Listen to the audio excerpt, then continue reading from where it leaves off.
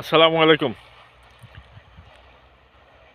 যদি কোনো ব্যক্তি নিঃসন্তান অবস্থায় মারা যায়, মা বাবা না থাকে, সেই ক্ষেত্রে তার সম্পত্তির উত্তরাধিকার কী হবে?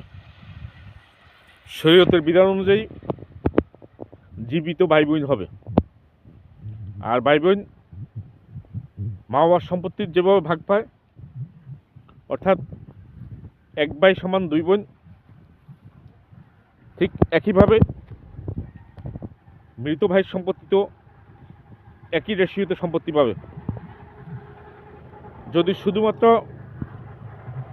মৃত ভাইয়ের একজন বোন থাকে জীবিত, সে পাবে মৃত ভাইয়ের সম্পত্তির অর্ধেক। আর যদি একের অধিক বোন থাকে, তাহলে তারা সম্মিলিতভাবে পাবে মৃত ভাইয়ের সম্পত্তির 3/2 অবশিষ্ট সম্পত্তি কে পাবে? অবশিষ্ট সম্পত্তি পাবে মৃতের চাচা অথবা চাচাতো ভাই অথবা চাচাতো ভাইয়ের ছেলে, অর্থাৎ বংশ পরস্পরের নিচের দিকে। এটা বিষয় নিয়ে আমরা জটিলতা করি। ধরুন ভাইয়ের কোনো ওয়ারিশ নাই, ভাই নিঃসন্তান অবস্থায় মারা গেছে। ভাইয়ের জীবিত অবস্থায় ভাইয়ের একটা বোন ছিল, বোনটাও মারা গেছে, কিন্তু বোনের ছেলে মেয়ে আছে। ওই মৃত বোনের ছেলে মেয়েরা মামার সম্পত্তির উত্তরাধিকার হয় না।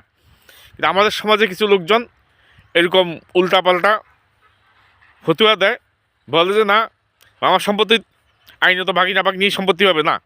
আইন আপনার আইনে কাজ হবে না, আল্লাহর আইনে কাজ হবে। আল্লাহর আইন অনুযায়ী মৃত বোনের সন্তানেরা, অর্থাৎ মামার সম্পত্তিতে ভাগিনা ভাগ নিয়ে উত্তরাধিকার হয় না।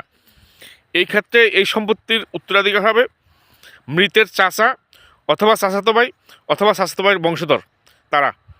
আশা করি ব্যাপারটা বুঝাতে পারছি। আপনারা ভিডিওটা শেয়ার করে দিবেন অন্যরা জানার জন্য। ধন্যবাদ সবাইকে। আসসালামু আলাইকুম ওয়া রাহমাতুল্লাহি ওয়া বারাকাতুহু।